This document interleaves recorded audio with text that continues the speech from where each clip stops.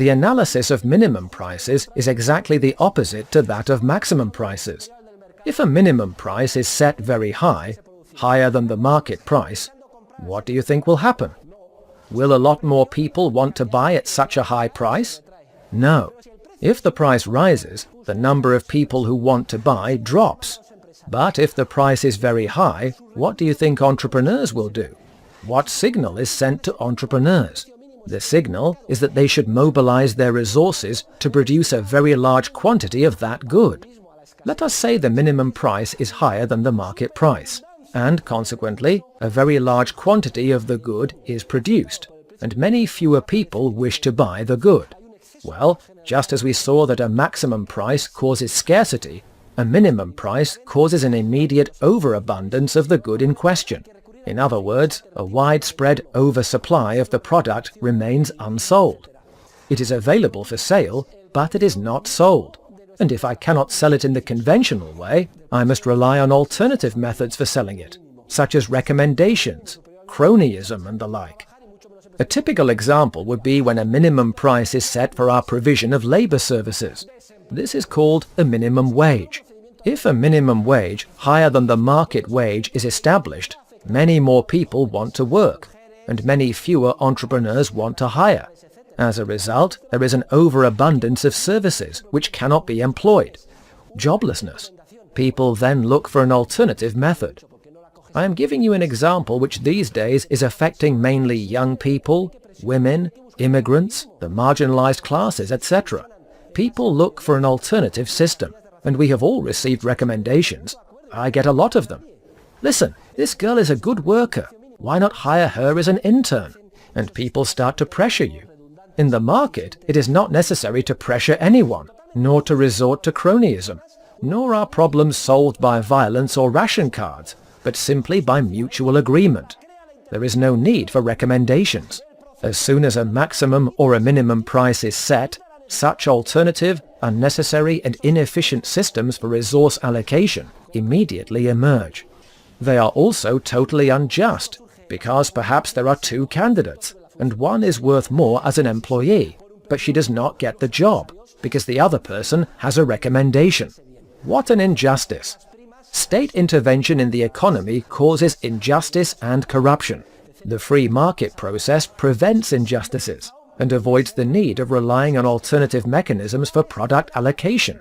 And of course, a minimum price not only leads to an overabundance of a good, it also impacts entrepreneurship. If a high price is set for a good, entrepreneurs rush to produce it. Think, for instance, of the famous incentive payments made to solar energy companies in Spain. What happened?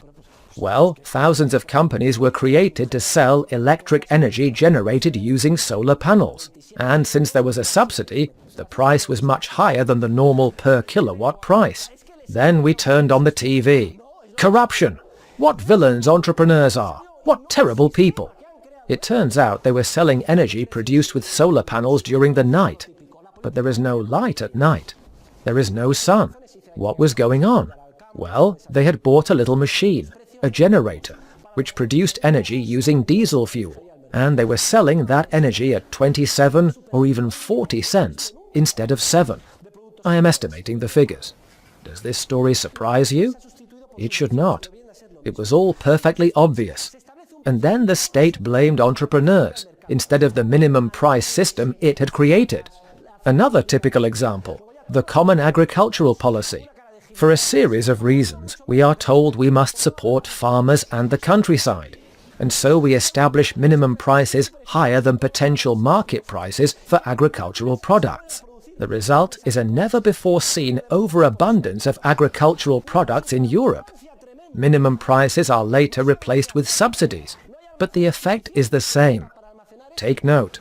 Minimum prices higher than potential market prices are set for bread, milk, potatoes, olive oil, and so on. And there, European citizens are, like morons, all paying much more for food than we should have to pay. Am I right or not? Yes. Also, entrepreneurs are highly efficient, especially German and French entrepreneurs, and they start using machines to produce agricultural goods we are not demanding because they are so expensive. There is a huge overabundance. No one knows what to do. There are not enough warehouses in Europe to store it all. The storage cost is staggering, and it is paid with tax money. Now what? Solutions. The thinkers in Brussels all put their heads together. Damn, what a mess we have gotten ourselves into. Everyone is paying twice the necessary price for agricultural products. The market is flooded with wine, oil and the like. On top of that, the storage is costing us a fortune, and we are charging a double tax toll to pay for it. We have to think. Wait, that's it. We have the solution. 2 great solutions. Why has this never occurred to us before? We will flood international markets with these products and sell them there at a low price, 1/10 of what they have cost us. That way we will get something for them, and we will not have to store them anymore. They flood international markets with wheat, flour, oil, etc. And incidentally, do you know what effect this has on third world countries that produce only agricultural products? We bankrupt them. But it does not matter if the countries of the third world go bankrupt, because we are very kind and generous, and we are going to pay them 0.7% of GDP in aid. Another tax. Look at that. It is the third one.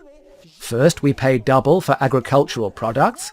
Second, we pay taxes to store them. And third, another tax to pay 0.7% in aid to somehow soothe our guilty conscience.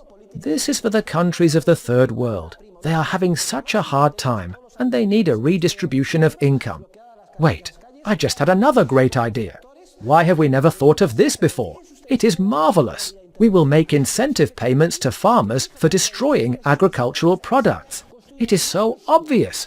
Anyone who kills or sacrifices his cows will be paid so much per cow. And of course there is no way to milk a poor dead cow. Excellent! And for every hectare that is not farmed, so much. What a great idea! What an overload of taxes! It is madness. Well, obviously all of this needs to be dismantled. In fact, everyone knows this, but no one is politically brave enough to do it. The moment someone tries to touch an incentive payment, a subsidy, or a minimum price, farmers go en masse to the Ministry of Agriculture building and block the streets. In France they do the same, but on tractors. No one is brave enough. Notice how the logic behind an interventionist measure produces a negative effect, which makes another interventionist measure necessary, and so on, until we have created a monster, and no one knows what to do about it. And that is not to mention the quintessential minimum price, which is the minimum wage. No one is politically brave enough to do away with the minimum wage. During the Thatcher years, the minimum wage was eliminated in the UK, and the move was extraordinarily successful. There was no minimum wage. Unemployment vanished, especially among young people, women, etc., and a dramatic increase occurred in productivity and economic development. But politically speaking, no one is now brave enough. Note how perverse democracy is. It creates incentives to engage in certain foolish behaviors. It is truly a politically perverse system.